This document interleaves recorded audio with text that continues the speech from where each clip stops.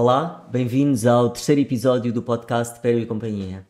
Hoje o nosso convidado é natural do Porto, onde cresceu, formou-se em Periodontologia em Madrid e hoje, para além de regente da cadeira de Periodontologia na Faculdade de Medicina Dentária da Universidade do Porto, é também coordenador de uma das especializações em Periodontologia que temos em Portugal. É um adepto ferrenho do Futebol Clube do Porto, é talvez o periodontologista da atualidade português com mais impacto no mundo da perio fora do nosso país, e é um prazer tê-lo como convidado. O convidado de hoje é o professor Ricardo Faria Almeida. Ricardo, é um prazer e obrigado por teres aceitado o convite. Obrigadíssimo, é um prazer estar aqui e parabéns pela ideia de nos reunir aqui uma série de colegas que se dedicam a esta área da periodontologia e que a maior parte, eu diria todos, somos amigos e partilhamos há muitos anos este gosto pela periodontologia e, portanto, foi uma ideia excelente e acho que é bom, inclusive, para partilhar e, se calhar, para motivar um bocadinho o pessoal mais novo que possa, eventualmente, ter interesse. Às vezes não só pela periodontologia, mas, se calhar, por determinado tipo de percursos que eu acho que faz cada vez mais sentido em Portugal. Quem é o Ricardo Faria Almeida? Eu acho que uma pessoa perfeitamente normal, ou seja, muito família, porque sou, efetivamente, isso tem a ver com a educação provavelmente que me foi dada pelos meus pais e se calhar exageradamente protetor daqueles que me são próximos, isso sim, sempre fui e acho que com a idade as coisas vão piorando nesse sentido. Às vezes é um defeito porque acabas de sofrer muito mais do que se não fosse assim, mas fundamentalmente essas são as características. Mas acima de tudo uma pessoa normal e que gosta de viver a vida com tranquilidade e mais nada de especial. Como foram os tempos de escola no Porto? Foram boas recordações. Na verdade, eu comecei num colégio católico de freiras, digamos assim, até ao meu segundo ano de ciclo. Hoje é sexto ano, é assim que se diz.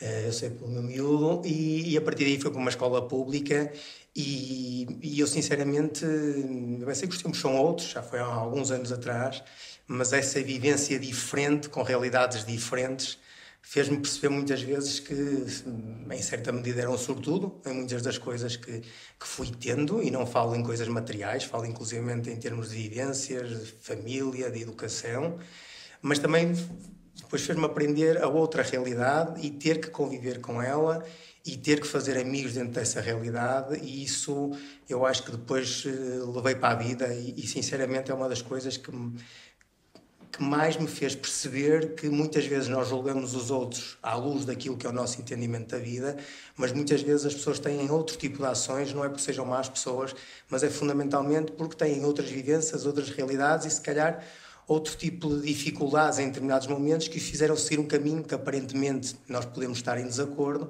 mas que dentro de um contexto poderá ter toda a razão. E portanto essa vivência diferente eu acho que foi algo que eu relembro com muito prazer, e a verdade é que depois ao longo da vida sempre foi assim, ou seja, sempre tive amigos que gostavam de coisas diferentes, pessoas completamente diferentes e fui-me adaptando e mais que tudo fui tirando partido e ensinamentos de todos eles, é isso sem dúvida. Achas que podias ter seguido uma carreira profissional no ténis? Agora com o sucesso que os nossos tenistas têm tido em Roland Garros? Com sinceridade não, porque não era propriamente uma coisa que eu tinha um jeito intuitivo. Eu tinha jeito intuitivo para o futebol. A verdade é essa, ou seja, eu nunca tendo jogado futebol a nível federado, tinha muito jeito para jogar futebol e lembro-me de ir sem os meus pais saberem, porque na altura ser jogador de futebol era quase algo impossível e um sacrilégio. A verdade é que ainda cheguei a ir à captação na altura, no campo da Constituição, agora chama-se Dragon Force, no Porto, e fiquei na altura e depois não continuei. Portanto, eu, de forma inata, era o futebol. O ténis era por esforço e por treino e não daria mais do que aquilo que dei. Jogar 1 ou 2 campeonatos nacionais e fiquei-me por aí. Porquê medicina dentária a certa altura? Na verdade, a princípio não era esse o objetivo. Ou seja, o objetivo era claramente a medicina. A verdade é que o meu 12º ano foi um ano que, em termos de notas, não foi, na altura eram só 3 disciplinas e, portanto, dava-nos muito tempo a fazer muitas outras coisas e às vezes esquecermos aquilo que deveríamos fazer, que era estudar. E, portanto, graças a essas provas específicas que na altura havia, e na altura no meu ano era a PGA, a Prova Geral de Acesso, e eu não tive a nota que me permitiria ir para a medicina.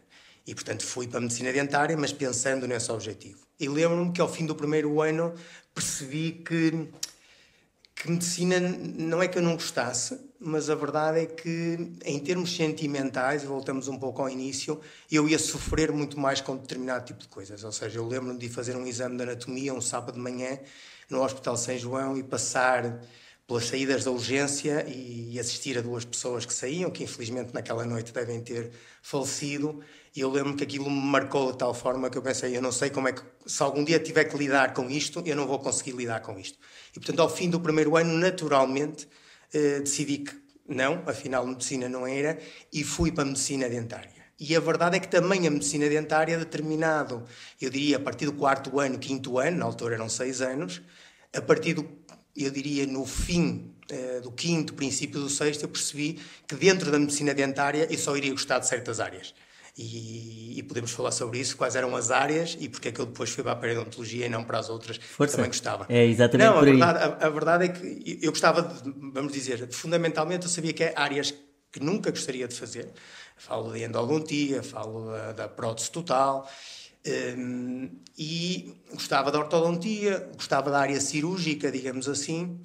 E o que me fez ir para a periodontologia foi por uma história, na verdade, engraçada, que é, no último ano, nós organizamos as jornadas, é normal os alunos do 6º ano fazerem-no, e na altura, eu não conhecia o professor Giló Forado, na verdade, só de nome, o professor Giló Forado, acho que era presidente da SPPI, ou tinha algum tipo de função dentro da SPPI na altura, e com o professor João Carvalho, que infelizmente já faleceu, e portanto era meu professor na faculdade, decidiram que se calhar podiam integrar uma reunião da SPPI, ou um evento da SPPI dentro das jornadas.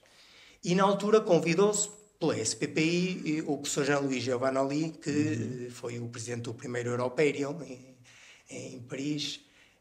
Foi o único que eu não estive, mas a verdade é que ele foi, e eu assisti a uma conferência, e a verdade, a partir daí percebi que a periodontologia era completamente diferente do que aquilo que eu tinha aprendido na faculdade, e a verdade, a partir daí começou o meu bichinho e o meu interesse para a periodontologia. Foi claramente à conta do professor Jean-Louis Giovanoli, que uns anos mais tarde eu depois tive a ocasião de lhe dizer abertamente, ele ria-se porque se lembrava da história, porque se lembrava de ter ido às jornadas, porque entretanto o voo foi, imagina, nós o deixamos no aeroporto no domingo, o voo foi cancelado, ele só pôde ir na segunda-feira, portanto ele lembrava-se perfeitamente, pelo menos do evento em si, exatamente, essas peripécias, e à conta dessas peripécias, ou à conta dele, na verdade, começou o meu gosto pela periodontologia. E como é que vem a escolha por Madrid, para a formação pós-graduada?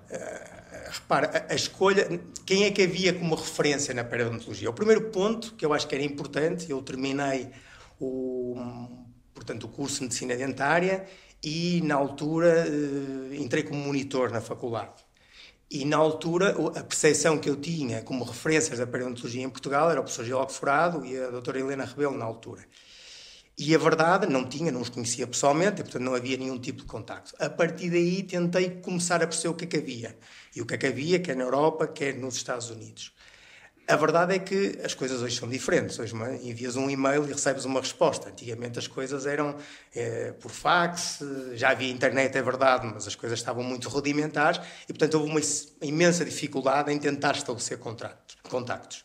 E Madrid surge nessa sequência, ou seja, foi na altura, tinha uma referência da Helena Rebelo e a partir daí, aparentemente era um bom local e aparentemente estabeleci um contacto, fui lá, percebi qual era a realidade, entendi que era aquilo que eu mesmo queria e surgiu assim, surgiu claramente, porque se calhar foi o único que me responderam na altura, essa é que é a verdade, mas não me arrependo porque acho que... E viveste 3 anos em Madrid? Na verdade vivi mais porque depois fiz o doutoramento e fiquei o meu último ano não completo, não integral, mas acabei por viver cerca de 4 anos em Madrid. Exatamente. E como é que foram esses tempos por lá? Na altura, eu devo dizer que muitas vezes digo aos meus alunos, porque continuo a dar aulas a Madrid quase todos os meses, e já há 20 e tal anos, e muitas vezes lhes digo, em jeito de brincadeira, que quando lá estava no último ano, eu só queria ir embora, que já estava cansadíssimo, já não conseguia mais. E queria ir trabalhar, queria pôr em prática aquilo que tinha aprendido. A verdade é que hoje, olhando para trás, foram os melhores anos da minha vida, ou seja, porque as responsabilidades eram apenas ter que estudar, viver numa cidade bastante animada e que eu conseguia organizar-me de forma a ter as duas partes boas. Ou seja, eu fui lá para estudar, é verdade, tentei aproveitar o máximo, mas por outro lado também aproveitar o facto de viver numa cidade que tinha outro tipo de divertimentos que ultrapassavam claramente a faculdade. Voltas depois para o Porto, sempre fez parte dos teus planos ter clínica própria? Sim, eu na altura, quando terminei em Madrid, colocou-se a questão se haveria voltar, se ficaria lá. Eu tinha sempre claro, desde o início, que queria voltar para o Porto, esse é o primeiro ponto, e portanto para mim estava claro. Há uma coisa que me arrependo, é verdade, e arrependo-me porque, lá está, porque já estava tão cansado de estar a estudar e na altura tomei a decisão que foi voltar logo para o Porto. Arrependo-me de quê? Arrependo-me porque poderia ter feito outro tipo de um scholarship ou qualquer coisa, aproveitar um ano numa outra instituição e se calhar dava-me, na altura, se calhar dava-me, digamos, uma experiência diferente que eu hoje, olhando para trás, teria feito. Não o fiz, voltei para o Porto, a clínica própria foi algo que eu sempre quis montar e filo logo quando cheguei e quando montei. Primeiro uma coisa pequena, obviamente rudimentar, até porque na altura ninguém se acreditava que era possível alguém só trabalhar na periodontologia e na parte cirúrgica dos implantes. Eu lembro-me de muita gente, muito conhecida, que todos nós conhecemos, dizer-me, tu és maluco, ou seja, o que é que vais fazer para Madrid, e depois o que é que vais fazer, alguém te vai mandar algum paciente para fazer perio, estás maluco. E pronto, e a verdade é que felizmente não foi assim e felizmente as coisas correram bem. O podcast Pério e Companhia, um espaço de partilha de tudo o que se faz de melhor na pério em Portugal, tem o apoio da Inipsa. A Inipsa é a representante na Península Ibérica da Geistlich Biomaterials e é com muito prazer que os tenho como patrocinadores deste projeto. Muito obrigado. Tu esperontologias em Portugal és capaz de ser dos colegas que mais publica e que investiga. Sentes que é importante ter esta componente de investigação e como é que tu integras a investigação no teu dia-a-dia clínico e de carreira académica? Bom, vamos cá ver, em boa verdade, em termos clínicos, acho que não tem que ser assim. Esse é o primeiro ponto, ou seja, há muita gente que trabalha muito bem e que não tem de todo que fazer investigação. Obviamente que estando ligado ao mundo académico, eu diria que independentemente de te obrigarem a isso, do ponto de vista moral, eu acho que faz sentido fazê-lo nesse contexto. A segunda coisa é que, obviamente, e eu acho que isso quer para a investigação, quer para a parte clínica, quer para a parte universitária, nós hoje em dia vivemos num mundo completamente global, aberto, e que aquela ideia do eu pessoal fazer coisas e eu fazer e eu estar acima, ou seja, não existe. Ou seja, eu acho que hoje em dia o trabalho de grupo, as parcerias, quer sejam institucionais, quer seja em termos do que é o grupo de trabalho dentro de uma própria faculdade, é fundamental. E, portanto, muito desse trabalho não é trabalho meu, ou pelo menos só meu, e eu diria que é o trabalho de conseguir ter tido a sorte de ir motivando uma série de colegas mais jovens e esses colegas mais jovens termos tido a sorte de poderem se integrar na equipa e à conta disso, obviamente em grupo, cada um fazer o seu trabalho e tornar isto menos cansativo para cada um individualmente. Eu acho que, como em tudo na vida, e eu acho que cada vez mais, e esse é um dos grandes erros que eu acho que existe nas instituições universitárias, é muitas vezes andarmos aqui a competir uma faculdade com outra faculdade no âmbito nacional. Eu acho que hoje em dia, quer dizer, hoje em dia nós temos a que colaborar, temos a que arranjar sinergias e todos juntos seremos muito mais capazes e muito mais fortes. E achas que é importante esta parte da investigação começar logo desde o pré-graduado ou achas que deve ser reservado já aos estudos pós-graduados? Repara, no mundo ideal, pelo menos o bichinho faria sentido que começasse algo a nível pré-graduado. O que acontece com a experiência que eu tive, que é na Universidade de Fernando Pessoa, que foi quando voltei de Madrid e comecei a lecionar aulas, quer agora na Faculdade de Medicina Dentária do Porto, existe, como nas outras instituições, existe a figura da monografia e que supostamente numa fase inicial seria para dar esse bichinho, esse aporte, quer científico, quer de mecanismo de trabalho. A verdade é que as coisas não funcionam, seja por questões monetárias, seja pela quantidade de alunos que se torna inexecuível fazer alguma coisa que seja capaz, seja pelo próprio tempo que os alunos têm para o fazer. Nesse caso, e sendo assim, eu acho que no pré-grado, quando muito, dá-lhes o bichinho do interesse por isso e, mais que tudo, eles percebam se isso é para eles importante ou não é importante. A nível da pós-graduação, aí também eu acho que faz, aí sim, mais sentido, sendo certo também que fará muito mais sentido para quem se quiser dedicar ao ambiente académico. Digamos que um aluno da especialização tem que saber de metodologia de investigação, tem que conseguir delinear um estudo, tem que conseguir colocá-lo em prática, mas depois tornar isso como algo da sua vida para o resto da sua vida, se ele se vai ligar à clínica, obviamente que não vai acontecer. E, portanto, é algo que, se calhar, às vezes também existe um bocadinho dificuldade nossa, enquanto docentes, de conseguir perfeitamente delinear qual é o objetivo de cada aluno e, dentro desse objetivo, nós seguirmos um caminho ou outro. Mas, como te disse, eu acho que, repara, Portugal tem um problema de financiamento óbvio. Investigação custa dinheiro. A ausência de parcerias e muitas vezes por essa vontade quase de isto é meu e aquilo é do outro e não vou dar isto a este, esse é o nosso principal erro. E sente-se uma diferença grande com, por exemplo, a Complutense, em Madrid, do ponto de vista de não só de financiamento, como de sinergia, colaboração? Bom, em termos de financiamento é óbvio e notório, não é? Mas também porque há um trabalho que demorou anos a fazer, não é? E esse trabalho que demorou anos a fazer aconteceu também porque houve essas sinergias, ou seja, não é, no caso, não foi só o professor Mariano Santos que só ele ficou, não, ou seja, foi estabelecendo sinergias, foi estabelecendo relações, um networking que lhe permitiu, hoje em dia, ter um conjunto de outras pessoas a fazê-lo no departamento, mas também a colaborar com outras instituições. Em Portugal, nós temos um sentimento muito fechado, eu diria fechado, quer mesmo dentro das instituições em Portugal, quer relativamente à parte europeia, ou seja, somos se calhar muito egoístas, no sentido em que gostamos de que isto é meu e não é do outro, e assim nunca lá mais vamos chegar. Nem em termos de financiamento, nem em termos de fazer coisas que valham verdadeiramente a pena, e portanto eu acho que isto é uma questão política, e quando eu digo estratégica, política das próprias instituições. Eu acho que eu vivi isso, porque eu dei aulas numa privada e depois dou aulas numa pública, e muitas vezes a pergunta é diferente ou não é diferente? Quer dizer, as privadas têm vantagens, as públicas têm vantagens e ambas têm desvantagens. O grande erro, eu acho que é ambas olharem demasiado para o seu umbigo e não terem uma visão mais ampla de tudo isto. Porque Portugal é um país pequeno. E por muito que nós façamos a título individual, não valemos absolutamente nada num contexto europeu. E, portanto, se não trabalharmos em conjunto, se não tivermos essa visão estratégica, eu dou-te vários exemplos. Não faz sentido ter 3 ou 4 instituições a investigar, se calhar, todas na mesma área. Se calhar faz sentido uma montar um laboratório de anaeróbios, outra montar algo ligado à genética molecular e, a partir daí, haver sinergias, porque se eu quiser fazer algo que a minha faculdade não tem montado e não tem financiamento, ir colaborar com outras instituições. E isso temos feito, vamos fazendo algumas coisas, agora é verdade. Estou-me a lembrar, inclusive, com a EGAS, por exemplo, com alunos de doutoramento e com alunos da própria especialização, e eu acho que é a única forma de conseguirmos fazer alguma coisa que valha. Porque senão vamos continuar aqui muito fechados e muito agarrados à nossa coisa e, portanto, não saímos daqui. Como é que sentes que os periodontologistas portugueses são vistos lá fora? Tu estás envolvido em imensas reuniões e eu vou começar um bocadinho antes. Essa é uma das grandes...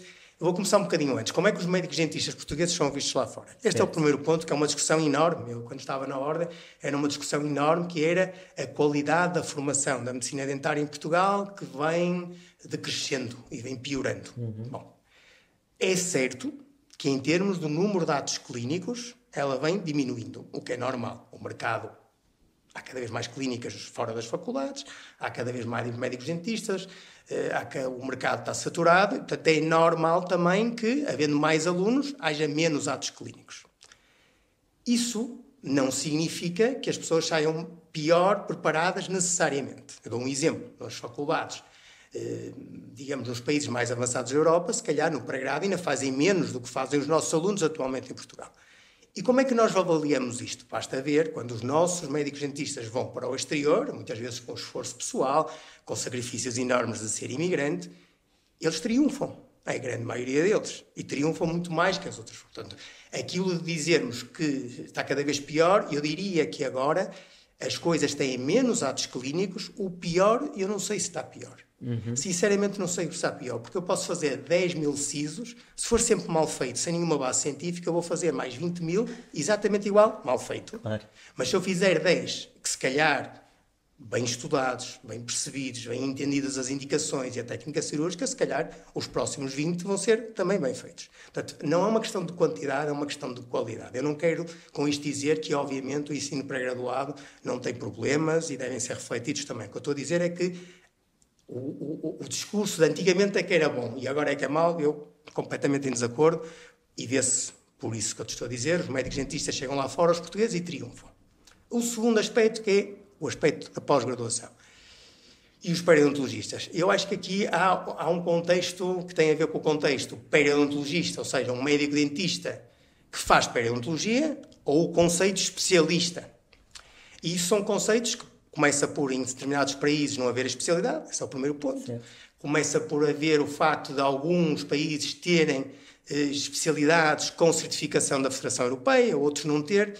Eu diria que, no geral, com todas estas nuances, e tirando a parte da investigação, okay? E isso não é culpa individual dos periodontologistas nem dos médicos dentistas que se dedicam à periodontologia, eu acho que a qualidade da nossa prática clínica na área da periodontologia está bastante alta e é bastante próxima daquilo que se vê nos países europeus.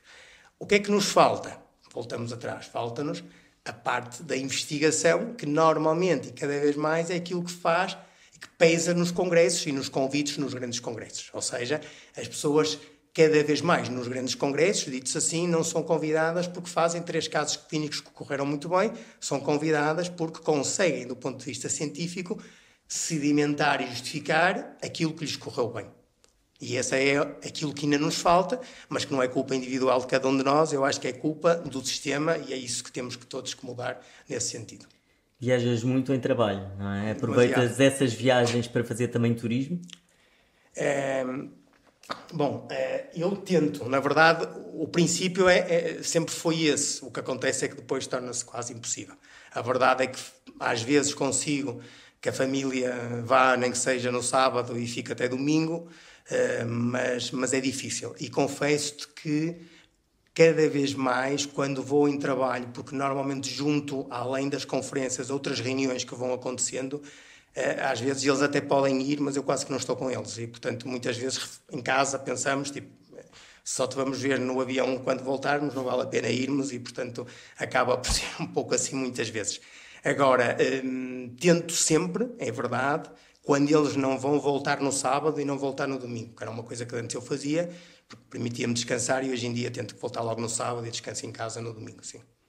És adepto ferrenho do Futebol Clube do Porto. Está mal. Partilhamos que eu também sou, apesar de ser de Lisboa. Está mal. É o que é. Então, se tivesses que escolher entre assistir à final da Champions, com o Porto na final, ou o main stage do Europério, seria fácil de escolher? Ao mesmo tempo, à mesma hora? Se o Porto ganhasse a Champions, eu acho que preferia estar na Champions, porque isso é uma coisa que não sei se vai voltar a acontecer, a verdade é esta, da maneira que isto está, e portanto a probabilidade que isso aconteça ou que venha a acontecer é cada vez mais reduzida e portanto eu acho que optava por essa, com sinceridade, optava por essa ideia. Até porque, eu vou-te ser sincero, isto aqui é uma confidência, normalmente quando a gente está a começar, esses são aqueles sonhos nossos, não é? E continua a ser, e obviamente que nós gostamos, porque sentimos que de certa forma se lembram de nós. E ainda há uma semana aconteceu, não é? Sim, se lembram de nós. Mas também é verdade que ao longo do tempo vamos valorizando outro tipo de coisas. Eu não estou a dizer com isto que obviamente que não me sinto super contente de se lembrarem de mim e ter tido essa sorte algumas vezes. A verdade é que no início era algo muito, muito, muito importante.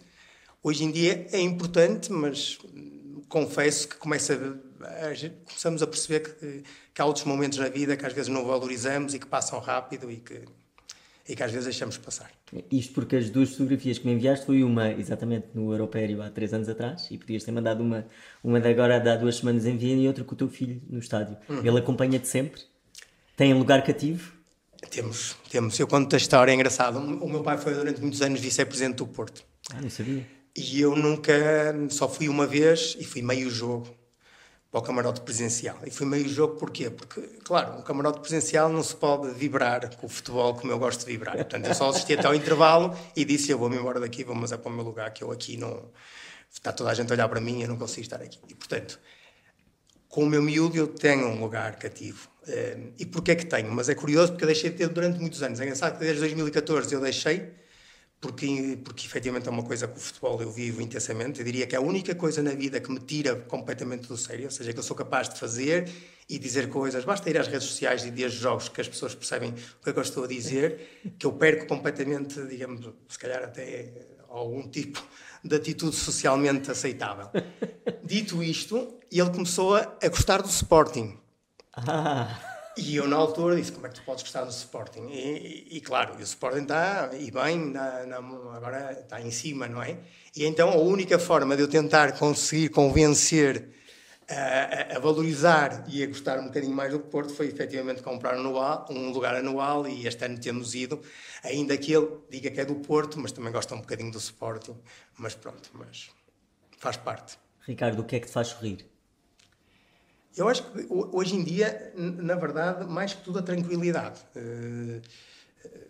Lá está, mais que tudo a tranquilidade, e quando digo a tranquilidade a todos os níveis, seja da saúde, seja no trabalho, seja na academia, seja com os amigos, ou seja, a partir de certa idade eu acho que tudo aquilo que foge do normal e da tranquilidade é isso que nos assusta e que de certa forma nos faz muitas vezes tirar o chão e dar uns passos atrás. Portanto, eu costumo dizer, se não há novidades, está ótimo. Porque não havendo novidades significa que o dia vai correr normal. E o normal, para mim, é ter a minha família, fazer o meu trabalho, seja a nível clínico, seja na faculdade, e que tudo flua de uma forma bastante normal. Basta isto, com tranquilidade e normalidade, mais nada. Está feito. Muito obrigado. Foi um prazer. E ficámos aqui todo o dia a falar, mas... Obrigado por nos seguirem. Foi mais um episódio do podcast Pério e Companhia com o apoio da Geistlich e da Inipsa. Obrigado a todos.